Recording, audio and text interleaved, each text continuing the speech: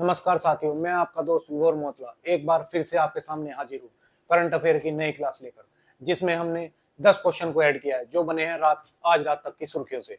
तो चलो दोस्तों, समय को ना खराब करते हुए सीधे चलते हैं अपने इन क्वेश्चंस की ओर। तो सबसे पहले एक मोटिवेशन कोटेशन आपके लिए।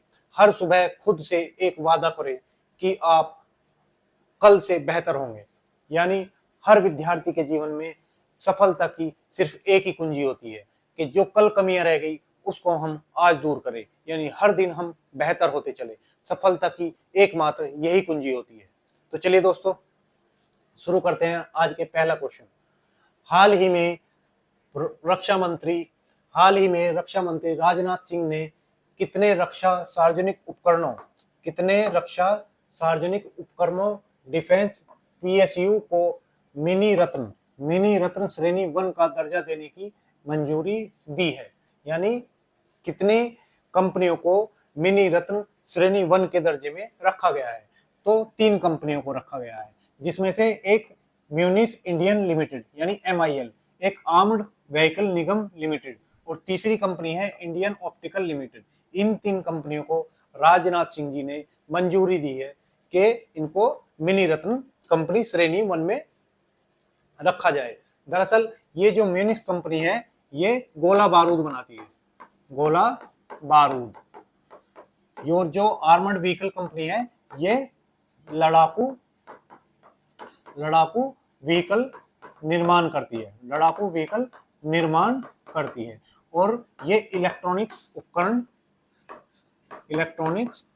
सेना के लिए इलेक्ट्रॉनिक्स उपकरण का निर्माण कराती है। दरअसल इन तीनों का निर्माण 1 अक्टूबर 2021 को किया गया, जब भारत में ऑर्डिनेंस फैक्ट्री बोर्ड को वाणिज्यीकरण या कॉमर्शलाइजेशन किया गया। क्या किया गया? कॉमर्शलाइजेशन किया गया। तीनों कंपनियों का क्या किया गया? कॉमर्शलाइजेशन किया गया। किसका? ऑर्डिनेंस फैक्ट्री बोर्ड का। और इसके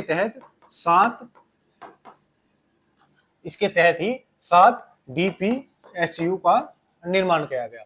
इन 7 में से 3 ये फैक्ट्रियां थी जिनका निर्माण किया गया। अगर बात करें तो भारत में महारत्न कंपनियां, तो भारत में 14 महारत्न कंपनियां हैं, जिसमें नवीनतम कंपनी जो बनी है वो HAL हिंदुस्तान एरोनॉटिक लिमिटेड को नवीनतम महारत्न कंपनी घोषित किया गया है। अगर बात करें नवरत्न कंपनियां, तो भारत में 24 नवरत्न कंपनियां हैं और भारत में मिनी रत्न कंपनियों की संख्या 73 है, 72, जिसमें से श्रेणी 1 में 62 और श्रेणी 2 में 11 कंपनियां हैं। कौन सी हैं? 11 कंपनियां। श्रेणी सेकंड में 11 कंपनियां हैं। तो इन 62 कंपनियों में अब ये 3 कंपनियों को भी ऐड कर दिया गया है, तो इनको रक्षा DPSU में शामिल किया गया है। डिफेंस रक्षा कंपनियों को शामिल किया गया है।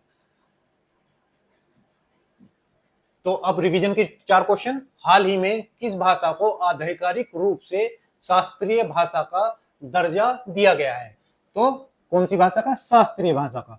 तो भारत में वर्तमान में 11 शास्त्रीय भाषाएं हैं। कितनी है? 11 भाषाएं शास्त्रीय भाषाएं हैं, जिसमें से 5 को हाल ही में जोड़ा गया है और 6 पहले थी। तो पहली 6 कौन सी थी? सबसे पहले तमिलनाडु की तमिल, जिसको 2004 में शास्त्रीय भाषा का दर्जा मिला।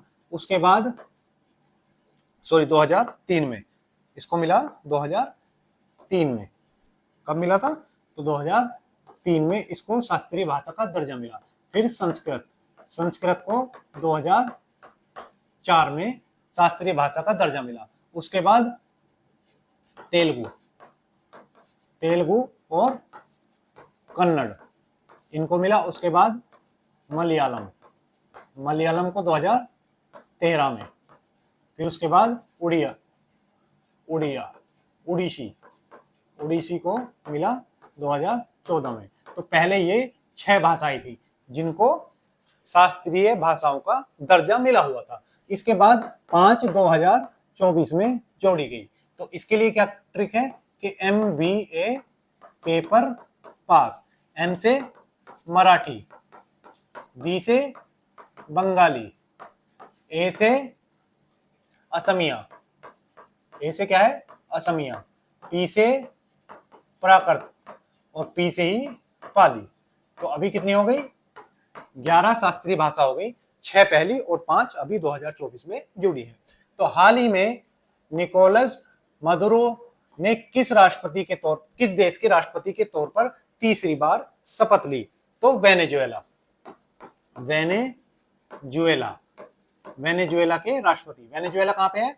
साउथ अमेरिका महाद्वीप में है और एकमात्र ऐसा देश जिसके सभी ग्लेशियर समाप्त हो चुके हैं, यानी एकमात्र विश्व का एकमात्र देश जो ग्लेशियर मुक्त हो चुका है वो वेनेजुएला है।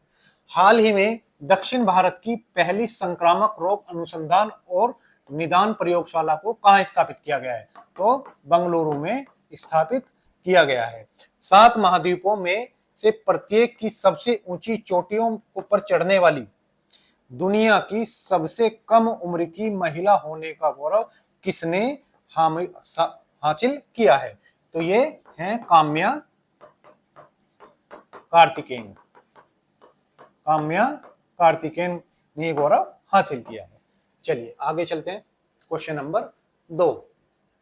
क्वेश्चन नंबर 2 है हमारा, हाल ही में जारी रिपोर्ट में क्रिसिल के अनुसार वित्त वर्ष 2026 में भारत की अनुमानित जीडीपी वृद्धि दर कितनी होगी? तो हमारे यहाँ की एक कंपनी है क्रिसिल। क्रिसिल ये क्या है? ये एक संस्था है जो क्या करती है?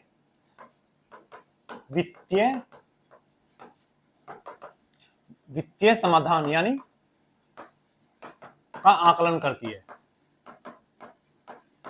करती है। इसने भारत की जीडीपी को 6.5% की दर से बढ़ता हुआ बताया है फाइनेंशियल ईयर 2026 में, यानी अगले साल भारत की जो जीडीपी वृद्धि दर होगी वो 6.5% रहेगी। ये एक मुंबई की संस्था है, मुंबई की। कहाँ की है? मुंबई की है। तो इसने ये आंकड़े जारी किए हैं। अब जीडीपी क्या होती है इसे समझते हैं।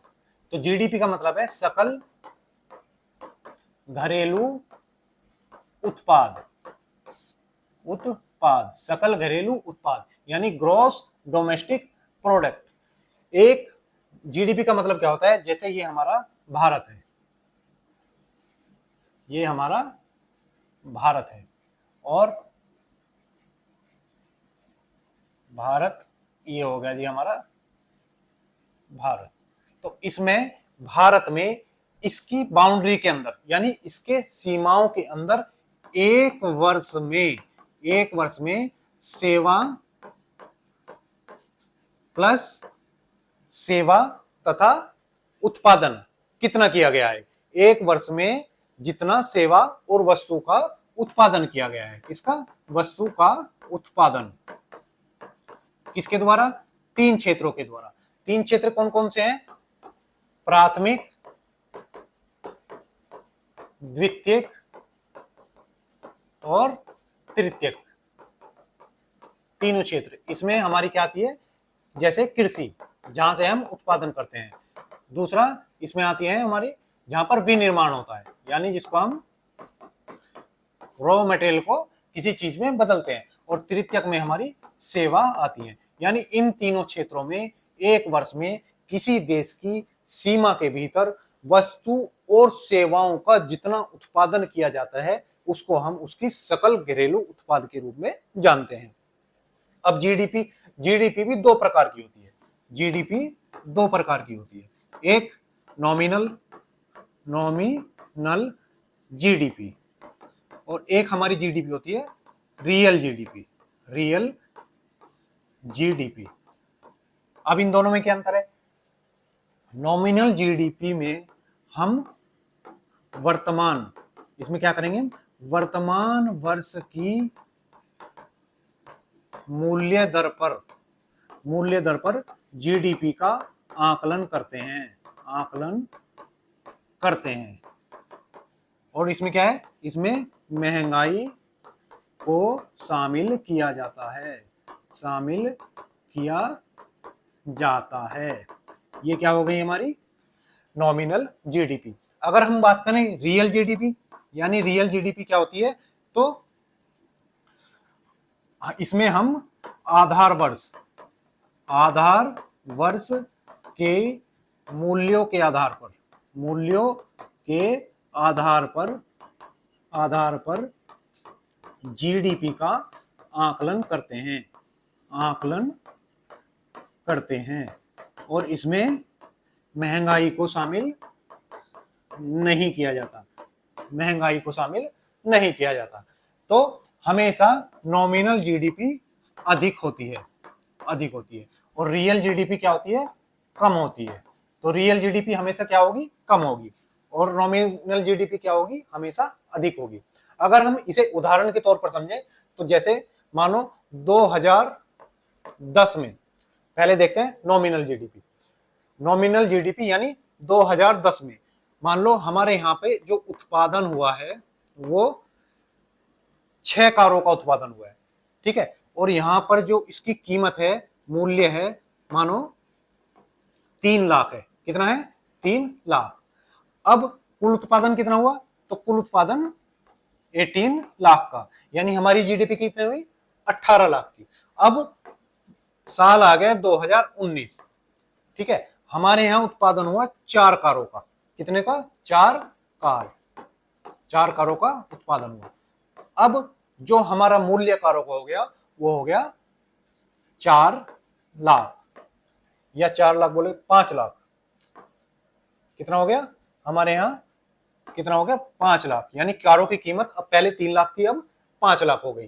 तो कुल उत्पादन कितना हुआ, 4 पंजे 20 लाख, 20 लाख का, यानी हमारी जीडीपी कितनी हो गई, 20 लाख की। लेकिन यहाँ पर उत्पादन कितना है, 4 कारों का उत्पादन हो रहा है और यहाँ पर 6 कारों का उत्पादन हो रहा है, यानी उत्पादन पहले ज्यादा था, अब कम है, लेकिन जीडीपी कब बड़ी हो गई, 20, क्योंकि इसमें महंगाई शामिल है। यहाँ 3 लाख की कार थी, यहाँ पर 5 लाख की, उत्पादन घटा लेकिन जीडीपी बढ़ गई, इसको बोलते हैं नॉमिनल जीडीपी। अब अगर बात करें रियल जीडीपी, जैसे मानो 2010, यही एग्जांपल ले लेते हैं, 6 कार का उत्पादन हुआ, इसकी कीमत 3 लाख की थी और क्या हुआ, 18 लाख की जीडीपी होगी। अब अगर बात करें तो हमारे यहाँ पर जो आधार वर्ष इसको माना है, वो है 2011 और 12 को आधार वर्ष माना है। अब हमने आधार वर्ष माना 2010 को ही। अब 2019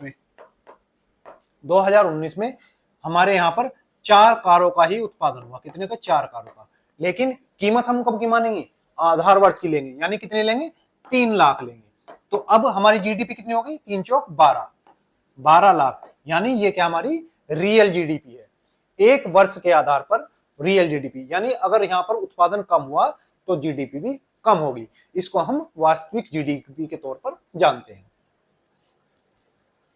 नेक्स्ट क्वेश्चन देखते हैं। तो ये मैंने सब कुछ आपके इसके बारे में बता दिया है। तो अगला क्वेश्चन रिवीजन पे, हाल ही में किस राज्य ने कक्षा 10 के सभी छात्रों के लिए रोबोटिक शिक्षा शुरू किया है, यानी रोबोटिक की शिक्षा को अनिवार्य कर दिया है।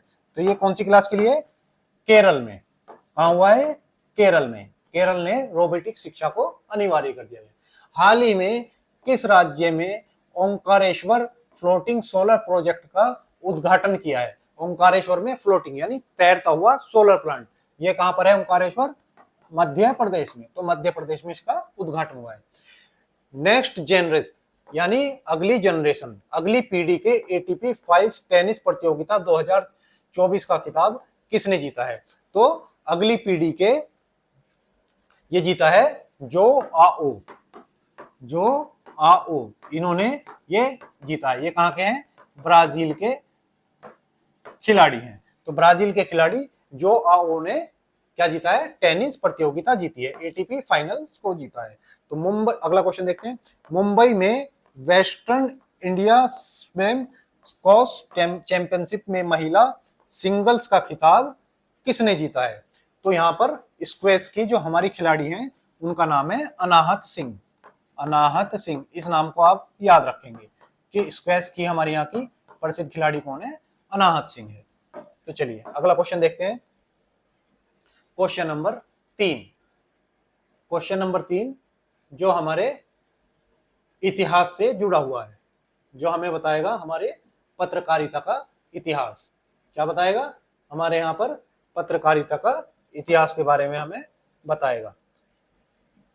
तो चलिए शुरू करते हैं इसको। क्वेश्चन नंबर 3, हाल ही में हिंदी पत्रकारिता दिवस कब मनाया गया है? यानी हाल ही में हिंदी का पत्रकारिता दिवस, यानी हिंदी में जो पत्रकारिता होती है उसका दिवस मनाया गया है। तो कब मनाया गया है? 30 मई को मनाया गया है, यानी कल 30 मई को पत्रकारिता दिवस मनाया गया है। इसका मनाए जाने का कारण क्या है? तो 30 मई 1828 में, 30 मई 1826 में, 30 मई 1826 में हमारे यहाँ पर पंडित जुगल किशोर जिन्होंने एक पहले भारतीय इतिहास के पहले हिंदी समाचार पत्र का क्या किया? प्रकाशन किया। कहां से किया? प्रकाशन किया। कहां से? कलकत्ता से। और इस समाचार पत्र का नाम था मार्तंड। क्या नाम है इसका? मार्तंड। इसका नाम था उद्दंड मार्तंड। क्या नाम है इसका? उद्दंड मार्तंड। ये हमारा पहला हिंदी का समाचार पत्र जो 30 मई 1826 को प्रकाशित किया गया जुगल किशोर जी के द्वारा कलकत्ता में। इसलिए 30 मई को हम हिंदी पत्रकारिता दिवस के रूप में मनाते हैं। अगर हम पत्रकारिता की बात करें तो सबसे पहले प्रिंटिंग प्रेस की स्थापना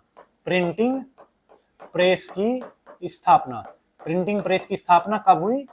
प्रिंटिंग प्रेस की स्थापना 1956 में किसके द्वारा की गई? पुर्तगालियों के द्वारा। पुर्तगालियों ने हमारे यहाँ पर सबसे पहले 1556 में प्रिंटिंग प्रेस की स्थापना की और इससे 1756 में स्थापना की और 1757 में पहली पत्रिका इससे निकली। कौन सी पत्रिका निकली? पहली पत्रिका इससे निकली। तो कब की थी इन्होंने स्थापना? 1556 में, और 1557 में इससे पहली पत्रिका निकली। इसके बाद 1780 में जेम्स अगस्त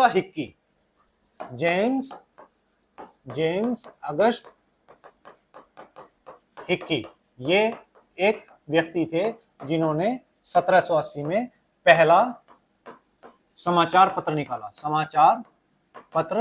निकाला जिसका नाम था बंगाल गजट। यानी बंगाल गजट के नाम का पहला समाचार पत्र जेम्स अगस्ता हिक्की ने निकाला। इसलिए इन्हें आधुनिक भारत के पत्रकारिता का जनक कहा जाता है। किसका जनक कहा जाता है? आधुनिक भारत के पत्रकारिता का जनक कहा जाता है। अगर हम बात करें भारत में प्रेस के मुक्तिदाता किस गवर्नर को कहा जाता है? तो लॉर्ड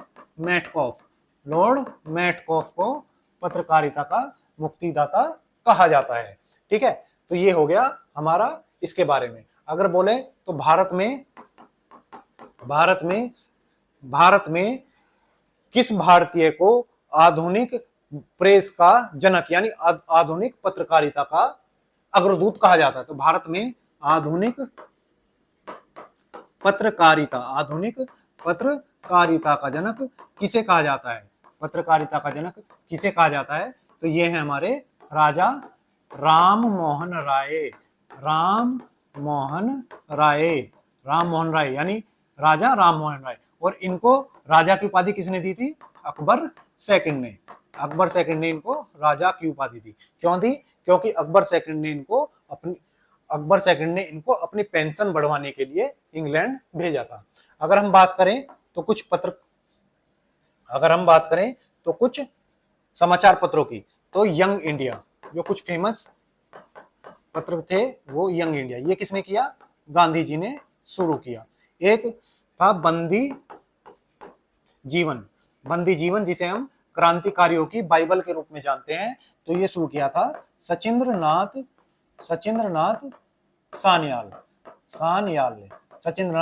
सान्याल ने शुरू किया। और हम बात करें लीडर और हिंदुस्तान, ये मदन मोहन मालवीय जी का पत्र था, समाचार पत्र था। अगर हम बात करें अंबेडकर जी ने, तो बहिष्कृत भारत किसने शुरू किया? बी आर अंबेडकर ने बहिष्कृत भारत पत्र शुरू किया। तो चलिए, ये हो गया हमारा सारा इसका इतिहास जो हमने जान लिया। भारत में हिंदी पत्रकारिता का दिवस कब 30 मई को मनाया जाता है? क्योंकि इस दिन क्या हुआ था, यहाँ पर 1826 से जुड़ा है। इस दिन पत्रकारिता इतिहास में मील का पत्थर है और इसमें अंग्रेजी, बांग्ला और सब भाषाओं को छोड़ते हुए जुगल किशोर ने क्या किया था? उद्दंड मार्तंड नाम का एक हिंदी न्यूज़पेपर शुरू किया था। अब रिवीजन क्वेश्चन इसके साथ के देख लेते हैं। तो अमेरिकी अखबार वॉल स्ट्रीट जर्नल ने भारत के किस राज्य को वर्ष 2025 के लिए चर्चित वैश्विक गणतव्य की मान्यता दी है? तो किसको दी है? एमपी यानी मध्य प्रदेश को चर्चित गणतव्यों की मान्यता दी गई है। वस्तु और सेवा यानी जीएसटी, सेवा कर, जीएसटी परिषद की 55वीं बैठक की अध्यक्षता किसने की? तो इसकी अध्यक्षता हमारी वित्त मंत्री किसने? निर्मला सीतारमण जी ने की। निर्मला सीतारमण जी ने इसकी अध्यक्षता की। अगर हम बात करें जीएसटी, तो जीएसटी हमारे यहाँ 2016 में 101वें संविधान संशोधन द्वारा, कौन से संविधान संशोधन द्वारा? 101वें संविधान संशोधन द्वारा जोड़ा गया। कब जोड़ा गया? 101वें संविधान संशोधन में 2016 में जोड़ा गया। और जीएसटी परिषद का वर्णन हमारे कौन से आर्टिकल में है? तो आर्टिकल 279A में इसका वर्णन किया गया है। आगे देखते हैं, पीएम सूर्य घर मुफ्त बिजली योजना को बढ़ाने के लिए टाटा पावर ने किस बैंक के साथ समझौता किया है? तो ये केनरा बैंक के साथ समझौता किया गया है। और पीएम सूर्य घर योजना यानी इसमें 300 यूनिट बिजली मुफ्त आपके घर में सोलर की प्लांट लग जाएगा। रक्षा मंत्रालय ने भारतीय सेना के लिए K9 वज्र टी एवं स्वसंचालित ट्रेड आर्टिकल गन खरीद के उद्देश्य से किस कंपनी के साथ अनुबंध पर हस्ताक्षर किए हैं? तो रक्षा मंत्रालय ने L&T, लार्सन एंड टर्बो नामक कंपनी के साथ ये समझौते पर हस्ताक्षर किए हैं। अब देखते हैं क्वेश्चन नंबर 4। तो हाल ही में शुरू गुजरात कर्मयोगी स्वास्थ्य सुरक्षा योजना का मुख्य उद्देश्य क्या है? दरअसल गुजरात में वहां के कर्मचारियों के लिए एक स्वास्थ्य बीमा शुरू की गई है जो प्रधानमंत्री जन आरोग्य बीमा का ही हिस्सा है। तो इसमें कैशलेस चिकित्सक सेवा उपचार प्रदान किया जाएगा। कैशलेस चिकित्सक उपचार प्रदान किया जाएगा। कितने तक का? तो 10 लाख तक का उपचार, 10 लाख तक का उपचार इसमें प्रदान किया जाएगा। किसके लिए? वहां के जो कर्मचारी हैं उनके लिए। और इसका कुछ क्राइटेरिया बनाया गया है जिसमें सालाना, क्या है? सालाना यानी एक साल में आपको 10 लाख तक का उपचार मुफ्त दिया जाएगा। और ये किसके अंतर्गत की गई है? तो ये सेवा पीएम जन आरोग्य जन आरोग्य जन आरोग्य योजना के तहत लागू की गई है। यानी पीएम जन आरोग्य योजना के अधीन ही, जिसे हम प्रधानमंत्री जन आरोग्य योजना के नाम से यानी पीएमजे के नाम से जानते हैं। और इसकी शुरुआत 23 सितंबर 2016 को की गई थी। इसकी शुरुआत कब हुई थी? तो 23 सितंबर 2016 या 18 को की गई है, सर 2018 को की गई थी। कब की गई है? 2018 को इसकी शुरुआत की गई है। ठीक है, तो इसमें किसको होगा? इसमें जो सरकारी कर्मचारी हैं, एक केंद्रीय सरकारी कर्मचारी और पेंशनर, कर्मचारी और पेंशनर जो हैं उनको ये लाभ मिलेगा। साथ ही राज्य के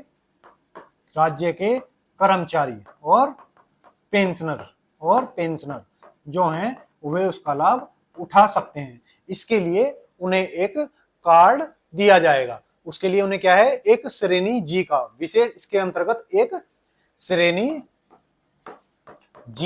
श्रेणी जी बनाई गई है, जिसका कार्ड इन्हें दिया जाएगा।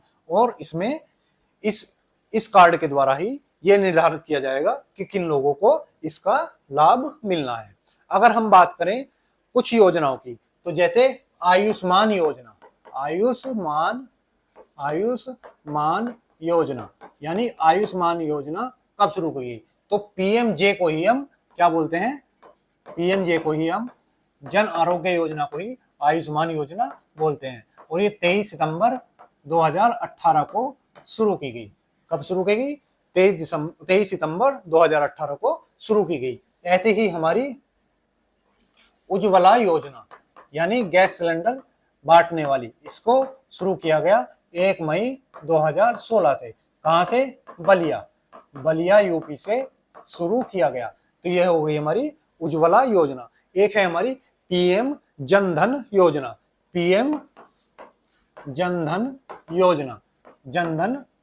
योजना। इसको कब शुरू किया गया? तो इसको शुरू किया गया था 1 जुलाई 2015 को। 1 जुलाई 2015 को पीएम जनधन योजना को शुरू किया गया। अगर हम बात करें पीएम जनधन योजना, जन औषधि योजना, सॉरी, यह है हमारी पीएम जन औषधि योजना। ये जन औषधि योजना कब शुरू हुई? 1 जुलाई 2015 को इसको शुरू किया गया। पीएम जनधन योजना वो 28 अगस्त 2014 को पीएम जनधन योजना, जिसमें खाते खुलवाए गए योजना, ये कब शुरू हुई? 28 अगस्त 2014 को शुरू की गई। ऐसे ही पीएम किसान सम्मान निधि, जिसमें 2000 रुपए प्रति 3 माह यानी साल में 6000 रुपए, ये फरवरी 2019 से शुरू की गई। और इसका आधार 2018 दिसंबर को माना गया। और इसी के साथ ही एक योजना मिशन इंद्रधनुष योजना, ये किसके लिए है? टीकाकरण के लिए। इसकी शुरुआत 25 दिसंबर 2014 को। 25 दिसंबर को क्यों? क्योंकि 25 दिसंबर को अटल बिहारी जी का जन्मदिन होता है और 25 दिसंबर को हम सुशासन दिवस के रूप में मनाते हैं। चलिए, तो ये गुजरात की योजना हो गई। और इसमें पात्रता कौन ले सकता है? यह योजना निम्नलिखित श्रेणियों के लागू होगी। अखिल भारतीय सेवाएं के अधिकारी और पेंशनर, यानी जो अखिल भारतीय सेवाओं में रहते हैं, जो केंद्र के अधिकारी हैं, उनके लिए ये सेवा उपलब्ध होगी। गुजरात राज्य सरकार के अधिकारी व कर्मचारी और गुजरात सरकार के पेंशनर, यानी जो रिटायर अधिकारी हैं और जो वर्तमान में अधिकारी हैं, सब पे ये लागू होगी। फिक्स पे कर्मचारियों के लिए भी कुछ शर्तें के अनुसार उन पर भी लागू होगी, यानी पूर्णतः लागू नहीं होगी, लेकिन कुछ शर्तें उन पर भी लागू होगी। ठीक है, तो इसके लिए सभी पात्र व्यक्ति को पीएम जन आरोग्य योजना के अंतर्गत जी श्रेणी कार्ड के साथ पंजीकरण होना आवश्यक होगा। यानी इसके लिए एक जी श्रेणी का कार्ड भी बनाया गया है। अगर इसका लाभ लेना है तो आपने उसका पंजीकृत होना आवश्यक है। अब बात करें हम गुजरात की, तो गुजरात जो हमारा एक पश्चिमी हिस्से में, हम कैसे दिशाएं पढ़ते हैं, तो दिशाओं को जब हम पढ़ेंगे तो ये हमने बना लिया दिशाएं। तो हमारी जो राइट साइड होगी वो होगी ईस्ट, ऊपर वाली नॉर्थ, और इधर वाली पश्चिम वेस्ट, और नीचे वाली साउथ। तो हमारा गुजरात कैसा है, पश्चिमी राज्य है। सबसे पश्चिमी राज्य कौन सा है, गुजरात है। ये हमारा गुजरात हो गया। अब अगर हम इसकी बात करें सीमाओं की, तो यहाँ इसकी सीमाएं महाराष्ट्र से, यहाँ एमपी से, और इधर राजस्थान से मिलती हैं। और कहाँ पे ये अरब सागर में ये अपना मुहाना बनाता है। यानी अरब सागर में ये क्या है, यहाँ पर अरब सागर है। तो यहाँ पर क्या हो गया, दीव, आपने सुना दीव, और यहाँ पर दमन, दीव दमन, ये दोनों यहीं पर स्थित है। और इसके नीचे दादर नागर हवेली, ये हो गई हमारी दादर नागर हवेली। अगर हम बात करें तो इसकी राजधानी, तो इसकी राजधानी क्या है, गांधी नगर, जो किस नदी के किनारे है, साबरमती नदी के किनारे स्थित है। साबरमती के नदी के किनारे, यानी आपने गाना सुना होगा, साबरमती के संत तूने कर दिया कमाल, तो साबरमती गांधी जी, इसको ऐसे आप याद रखेंगे। ठीक है, साबरमती के संत कौन थे, गांधी जी। तो साबरमती और गांधी जी। अहमदाबाद इसका क्या हो गया, इसकी आर्थिक राजधानी अहमदाबाद, और सबसे बड़े शहर को अहमदाबाद के रूप में जानते हैं। अगर हम बात करें इसकी, तो गठन 1 मई 1960 को इसका गठन हुआ था। किससे, महाराष्ट्र से अलग होकर 1 मई 1960 को इसका गठन हुआ। अब इसके जिलों की संख्या 33 है। यहाँ के मुख्यमंत्री भूपेंद्र पटेल, यहाँ के मुख्यमंत्री कौन है, भूपेंद्र पटेल यहाँ के मुख्यमंत्री हैं। अगर राज्यपाल की बात करें तो आचार्य देवव्रत जी यहाँ के राज्यपाल हैं। अगर बात करें यहाँ पर विधानसभा सीट की, यानी कितने एमएलए यहाँ से चुने जाते हैं, तो यहाँ पर 182 एमएलए चुने जाते हैं, यानी 182 विधायकों की यहाँ पर विधानसभा है। अगर बात करें लोकसभा सीट, तो यानी यहाँ से MP member of parliament, 26 member of parliament जो संसद के लोकसभा के लिए चुने जाते हैं। सांसद जो राज्यसभा के लिए चुने जाते हैं वो 11 है, तो 11 राज्यसभा सीट यहाँ पर है। अगर प्रसिद्ध स्थल की बात करें तो गिर जंगल कहाँ पर है, यहीं पर है गिर जंगल, जिसमें अभी सर्वाधिक शेरों की संख्या कहाँ पर है, इस गिर वन में ही सर्वाधिक शेरों की संख्या भारत में पाई जाती है। यहीं पर कच्छ का रण है, जहां पर सफेद रेत के लिए जो प्रसिद्ध है। द्वारका भगवान कृष्ण की नगरी, सोमनाथ भगवान शिव की नगरी, और साबरमती आश्रम जो गांधी जी का आश्रम है, जहां से उन्होंने नमक यात्रा यानी दांडी यात्रा शुरू की थी। इसकी तट रेखा सबसे बड़ी 1600 किलोमीटर की, भारत में सबसे लंबी तट रेखा गुजरात की है। अगर राष्ट्रीय उद्यानों की बात करें तो यहाँ पर गिर राष्ट्रीय उद्यान, जिसको हम जानते हैं शेरों के लिए, वेलावदार राष्ट्रीय उद्यान, और वसंदा राष्ट्रीय उद्यान, और मरीन राष्ट्रीय उद्यान, मरीन यानी कच्छ, ये कौन सा है, कच्छ। और एक यहाँ पर है ब्लैक बग, इसको भी आप याद रखना, ब्लैक बग। ठीक है, ब्लैक बग राष्ट्रीय उद्यान भी यहीं पर है।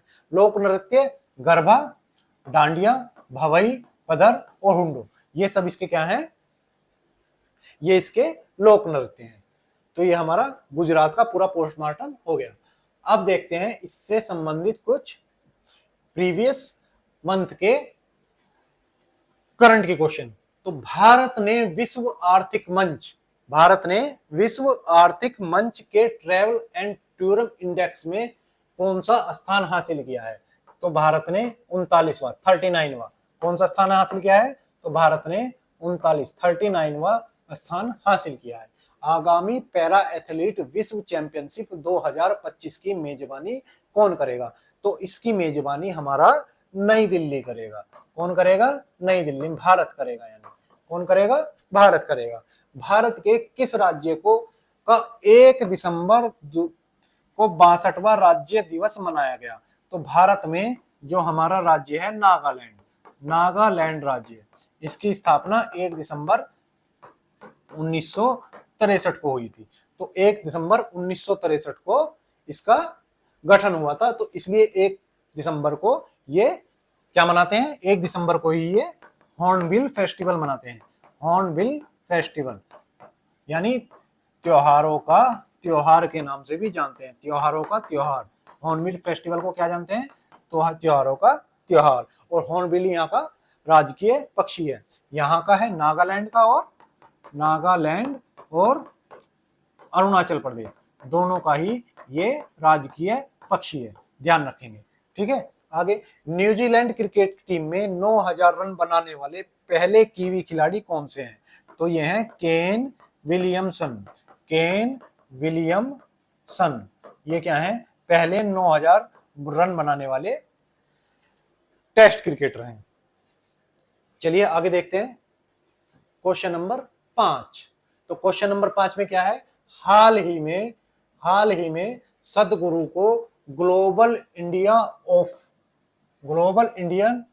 ऑफ द ईयर का पुरस्कार किस संस्था द्वारा प्रदान किया गया है। तो ग्लोबल इंडिया का पुरस्कार ये कनाडा इंडिया फाउंडेशन द्वारा दिया गया है। तो किस लिए दिया गया है, तो सतगुरु को जीवन किसके लिए, पर्यावरण के लिए, और जीवन मूल्यों को या मानव चेतना और पर्यावरण के लिए किसके दिया गया है, मानव चेतना और पर्यावरण के प्रति जागरूकता लाने के लिए दिया गया है। और इसके लिए इन्हें $50,000 कौन से, कनाडा के $50,000 का क्या मिला है, इनाम मिला है। और सदगुरु जी ने क्या किया, इन पैसों को कावेरी कॉबलिंग है, कावेरी कॉलिंग, इसको इन्होंने कावेरी नदी का जो प्रोजेक्ट है कावेरी कॉलिंग को क्या दे दिया है, दान दे दिया है। यानी इन पैसों को इन्होंने डोनेट कर दिया है कावेरी के उत्थान के लिए। कावेरी नदी जो दक्षिण भारत की एक प्रसिद्ध नदी है, कावेरी नदी जो कर्नाटक में ब्रह्मगिरी से निकलती है। ब्रह्मगिरी पश्चिमी घाट में ब्रह्मगिरी से निकलती है। पश्चिमी घाट यानी ये हमारा भारत हो गया। तो यहाँ पर जो पर्वत है इनको हम क्या बोलते हैं, पश्चिमी घाट। और जो पश्चिमी घाट कहाँ पर पड़ता है, कर्नाटक में। कर्नाटक में जो पश्चिमी घाट है उसकी ब्रह्मगिरी पहाड़ियों से ये निकलती है। और किसको संचित करती है, कर्नाटक और तमिलनाडु को संचित करती है। अगर मैं कावेरी की सहायक नदियों की बात करूं, कावेरी की सहायक नदियां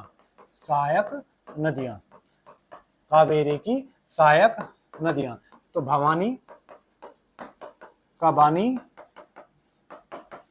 अर्कावती, अमरावती, ये इसकी सहायक नदियां हो गई।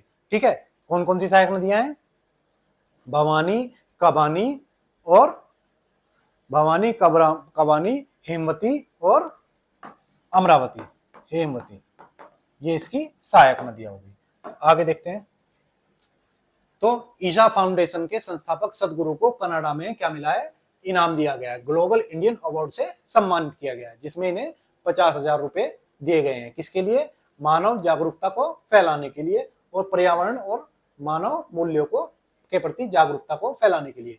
अगर हम बात करें कनाडा की, तो ये हमारा कनाडा हो गया। ठीक है, ये मैप थोड़ा फट गया है, ये हमारा कनाडा हो गया। तो कनाडा और नीचे क्या है, यूएसए और ऊपर कनाडा।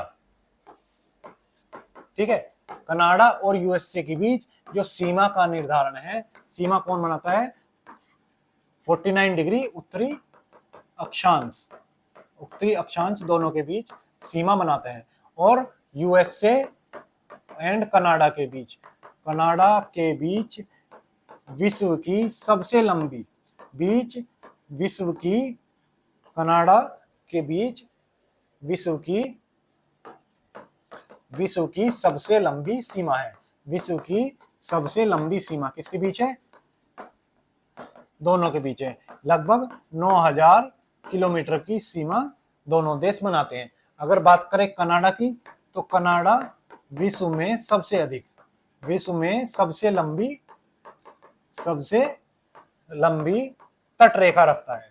तट रेखा रखने वाला देश, तट रेखा रखने वाला, यानी समुद्री सीमा इसकी विश्व में सबसे लंबी है। तो ये हो गए कनाडा। अगर कनाडा की बात करें तो कनाडा में एक लेक है जिसे हम विनीपेग के नाम से जानते हैं। विनीपेग, जो मैनीटोबा राज्य में पड़ती है।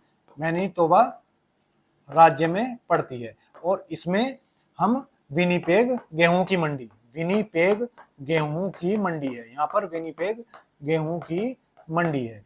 क्या है? गेहूं की मंडी, जो विश्व की सबसे बड़ी गेहूं की मंडी है। विश्व की सबसे बड़ी गेहूं की मंडी, सबसे बड़ी गेहूं की मंडी है। ठीक है, कहां पर है?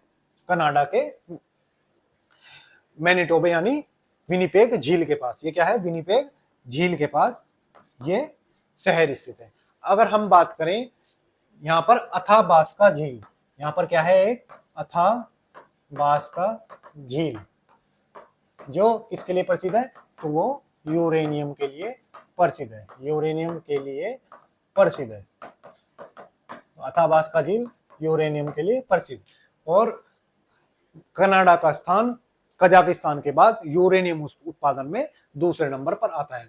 अगर बात करें तो यहाँ पर कनाडा और यूएसए के बीच 5 झीलें हैं। कितनी झीलें हैं?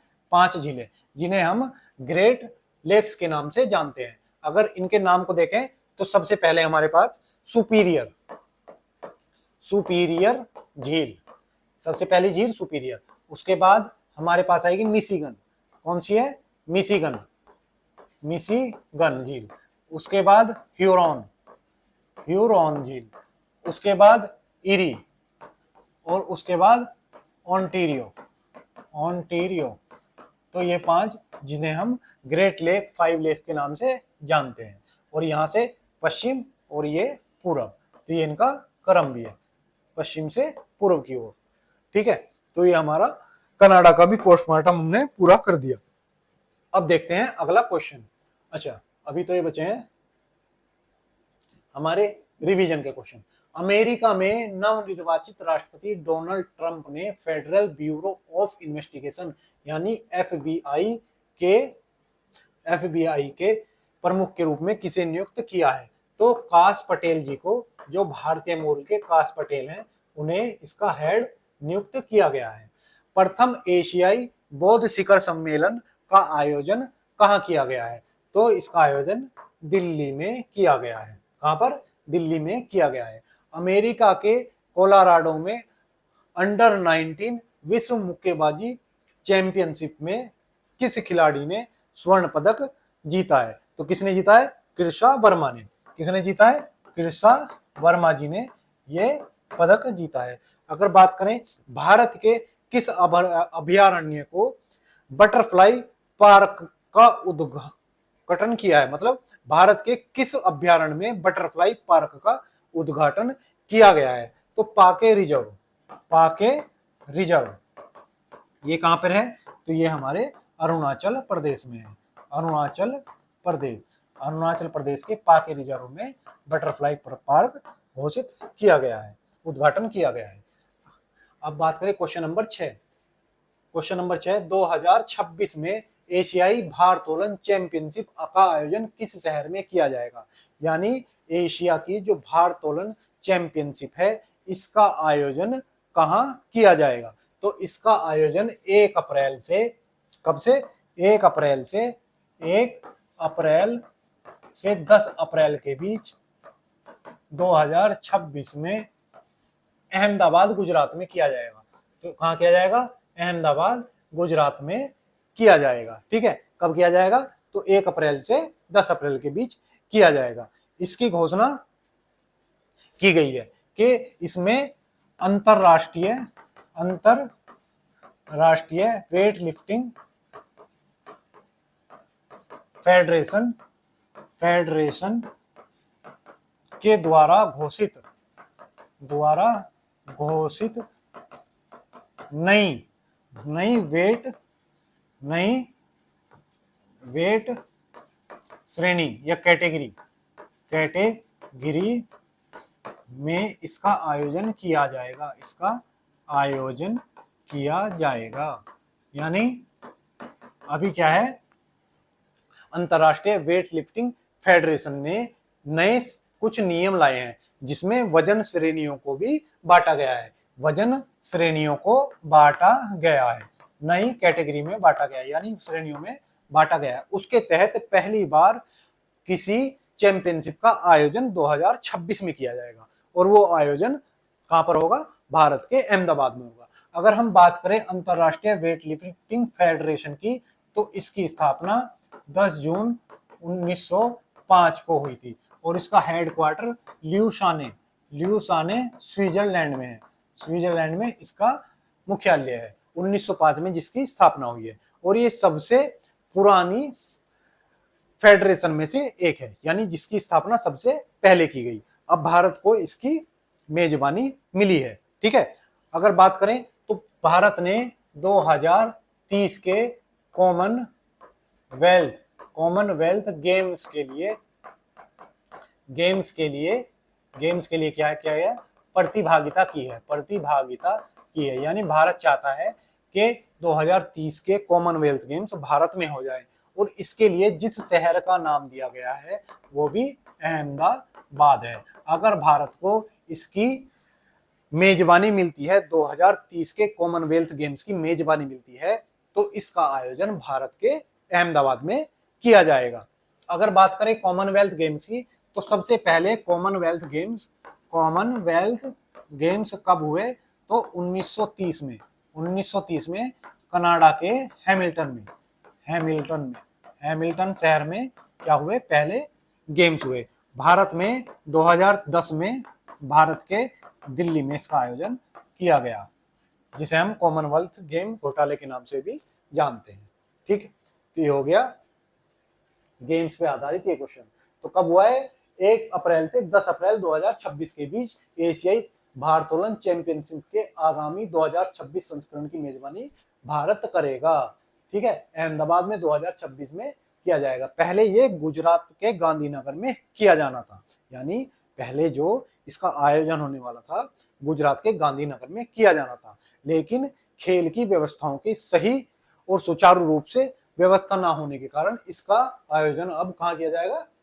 ये अहमदाबाद में किया जाएगा। भारत इसका दूसरी बार चैंपियनशिप की मेजबानी करेगा। तो भारत कब करेगा? दूसरी बार, यानी एक बार पहले भी कर चुका है 1982 में।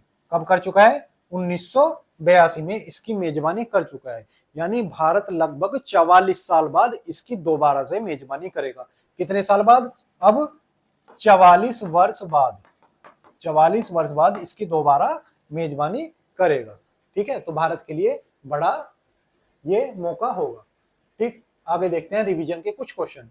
भू सर्वेक्षण और बंदोबस्ती की चालू प्रक्रिया को अगले 1 वर्ष के लिए बढ़ाने का निर्णय किस राज्य सरकार ने लिया है? तो ये जो निर्णय लिया है हमारे नीतीश बाबू के गृह राज्य बिहार द्वारा लिया गया है। नीतीश बाबू जो कहते हैं कि मुख्यमंत्री था, मुख्यमंत्री हूं और मुख्यमंत्री ही रहूंगा, पार्टी कोई भी रहे मुख्यमंत्री नीतीश बाबू ही रहेंगे। कन्याकुमारी में भारत के पहले ग्लास ब्रिज, यानी भारत का पहला जो ग्लास ब्रिज जो कन्याकुमारी तमिलनाडु में बना, उसका उद्घाटन किसने किया? तो सीएम स्टालिन। किसने?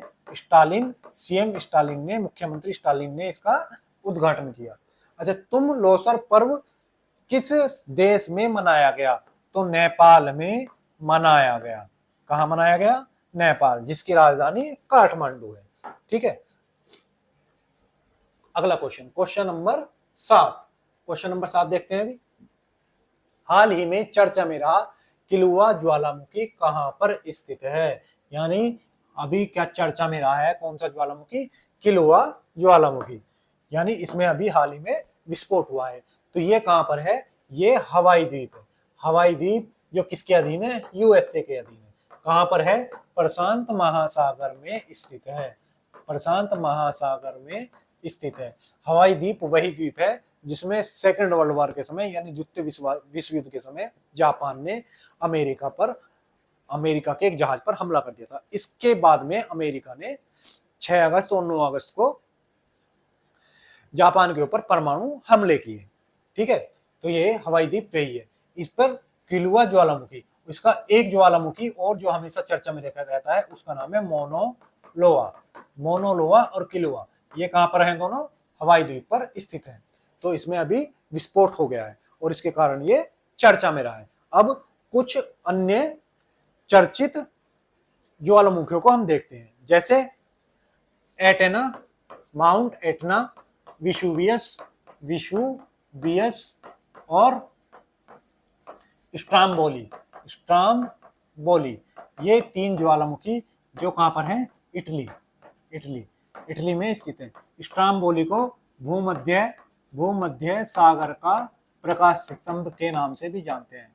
भूमध्य सागर का प्रकाश स्तंभ, कौन सा स्तंभ? प्रकाश स्तंभ के नाम से भी हम जानते हैं। किसको? स्ट्राम्बोली जो ज्वालामुखी है, इसको हम इसके नाम से भी जानते हैं। अगर बात करें हम इंडोनेशिया, जहां सबसे ज्यादा ज्वालामुखी विस्फोट होते हैं, तो इंडोनेशिया के कुछ ज्वालामुखी, जैसे इंडोनेशिया में कोटोपैक्सी जो सबसे ज्यादा चर्चा में रहता है, कोटोपैक्सी।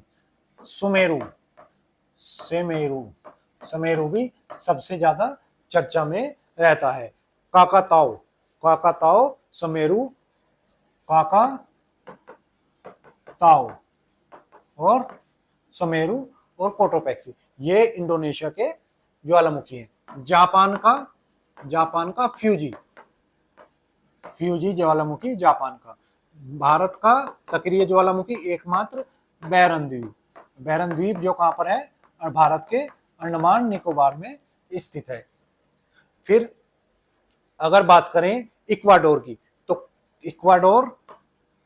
इक्वाडोर में स्थित है। इक्वाडोर में जो ज्वालामुखी है उसका नाम है कोटोपैक्सी और दूसरा चिम्बाराजो। ये कहां पर है? ये हमारे इक्वाडोर में। एक अर्जेंटीना और चिली की सीमा पर भी है, जिसका नाम क्या है? ओजस डेल सलाडो। अर्जेंटीना और चिली की सीमा पर, जिसका नाम क्या है? ओजेस डेल सलाडो।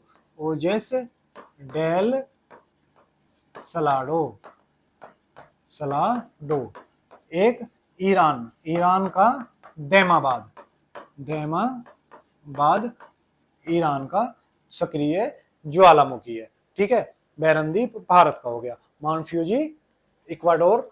ठीक है, तो बाकी मुख्य मैंने आपको लिखवा दिए।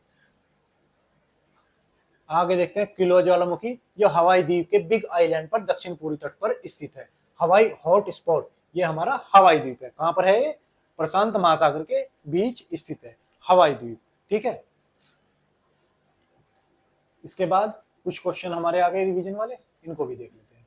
हाल ही में कौन 2026 के 28वें conference of speakers and priming commonwealth की मेजबानी करेगा? तो इसकी मेजबानी भारत करेगा।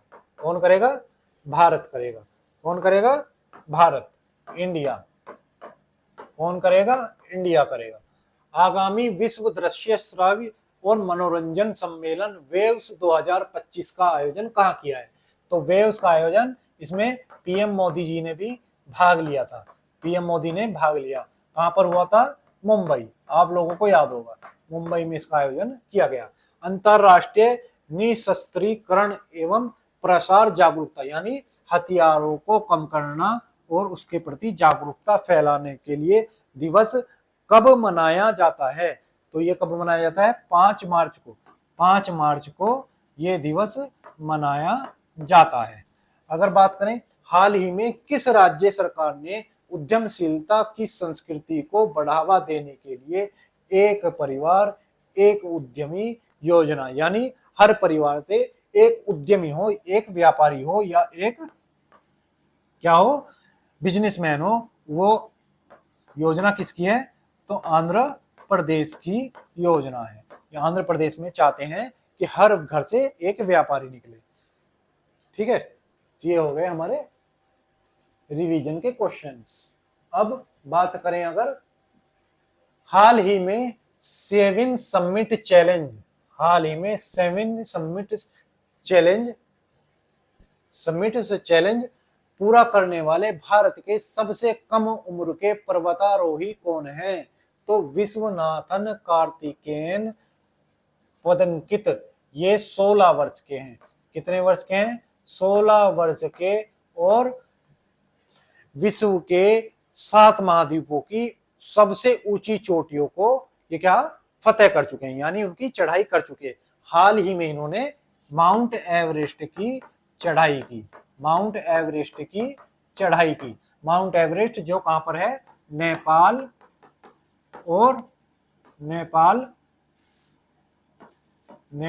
और तिब्बत की सीमा पर है।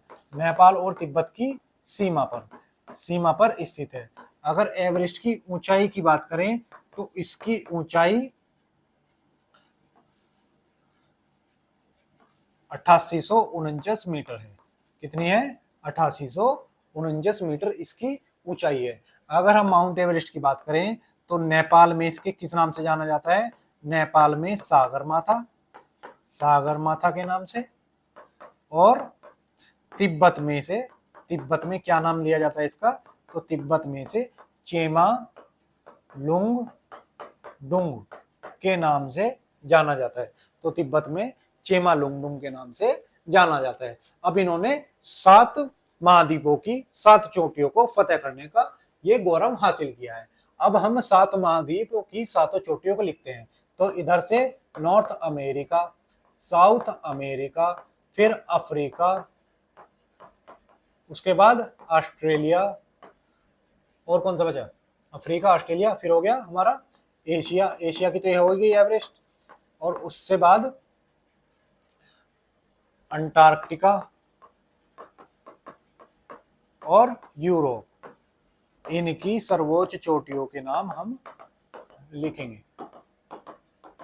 तो नॉर्थ अमेरिका की सबसे ऊंची चोटी माउंट डेनाली, कौन सी है? माउंट डेनाली, जो कहां पर है? अलास्का में स्थित है।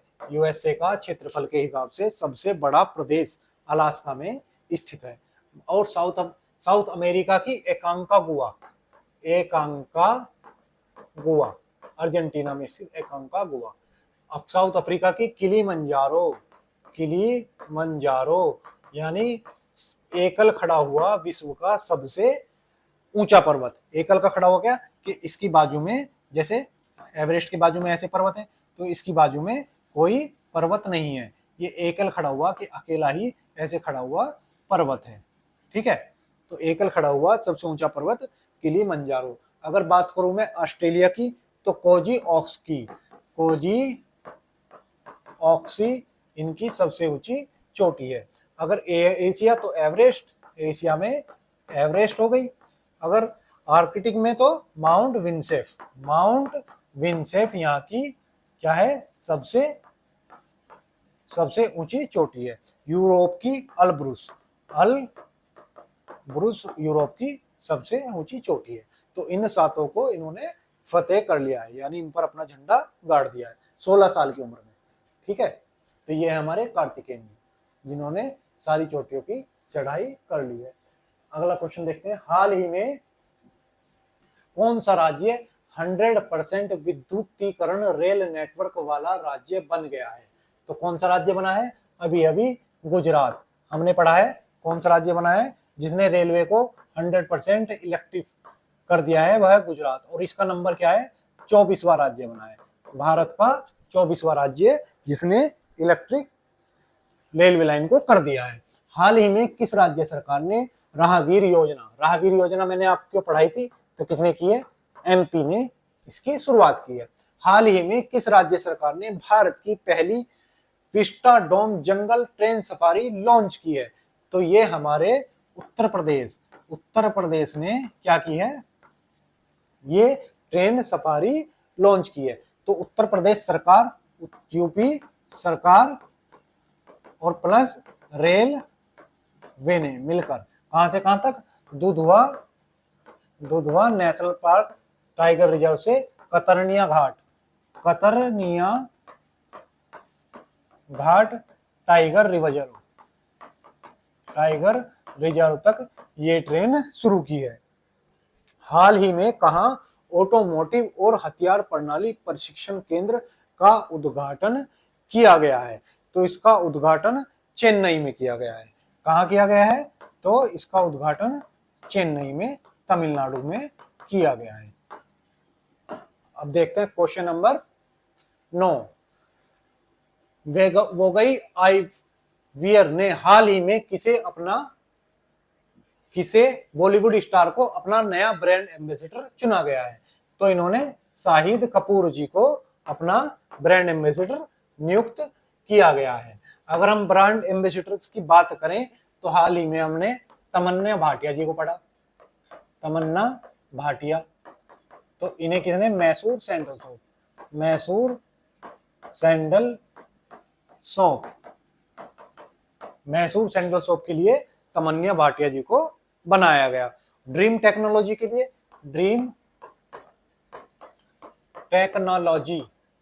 इसके लिए कीर्ति सेनन जी को बनाया गया। ठीक है। अगर बात करें हम स्केचर के लिए जसप्रीत बुमराह को बनाया गया। किसे? जसप्रीत बुमराह जी को बनाया गया। अगर हम बात करें लीवाइस के लिए दिलजीत दोसांझ जी को बनाया गया।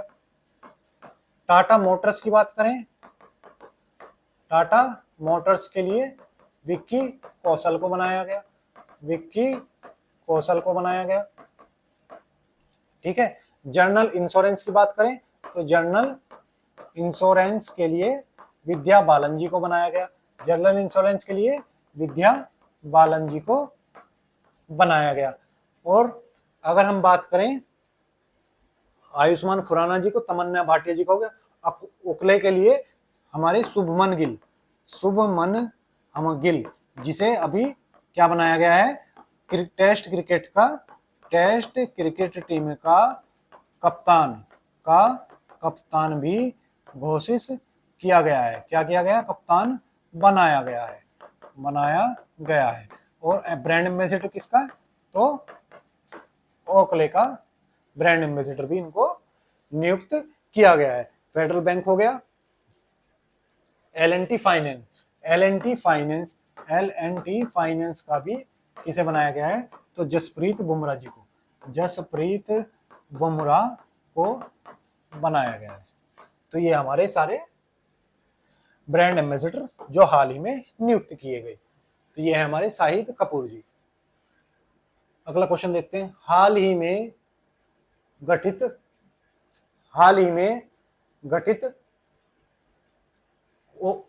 निम्नलिखित में से किस ऑपरेशन सिंदूर पर गठित बहुदलीय वैश्विक प्रतिनिधि मंडल का नेतृत्व चुना गया है? सिंदूर के लिए जो हमने विदेशों में अपनी टीम भेजी है, तो उसमें हमारे कौन है? शशि थरूर जी। कौन है? शशि थरूर जी को हमने नेता चुना है। हाल ही में विश्व स्वास्थ्य संगठन WHO ने किस देश में पोलियो प्रकोप की घोषणा की है? तो पपुआ न्यू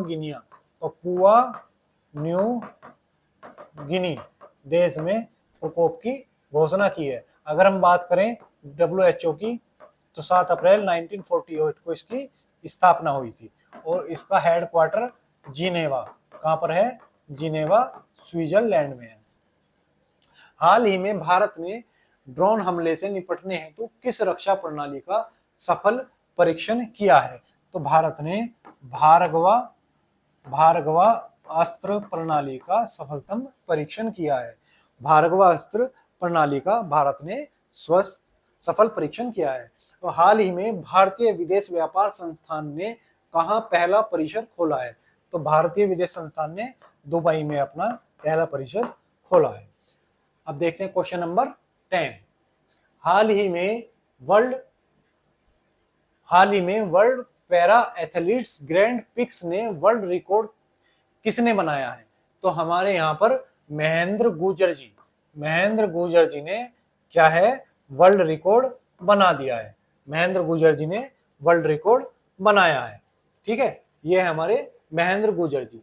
तो भाला फेंक में इन्होंने ग्रैंड पिक्स एथलेटिक्स में वर्ल्ड में रिकॉर्ड बनाया है, जिन्होंने 61.17 यानी 61.17 6.1 मीटर की दूरी तक भाला फेंककर स्वर्ण पदक जीता है। तो महेंद्र गुर्जर जी ने स्वर्ण पदक जीता है। इन्होंने 2022 में ब्राजील के रोबर्टो फ्लायरिन एडल्सन द्वारा बनाए गए 59.19 मीटर के पिछले रिकॉर्ड को भी तोड़ दिया है। यानी अब विश्व रिकॉर्ड महेंद्र गुर्जर जी के नाम हो चुका है, जिनका रिकॉर्ड है 61.17। अगर हम बात करें भाला फेंक दिवस, राष्ट्रीय कौन सा, राष्ट्रीय भाला फेंक दिवस कब मनाया जाता है? तो 7 अप्रैल को मनाया जाता है, क्योंकि 7 अप्रैल को ही टोक्यो ओलंपिक में 7 अप्रैल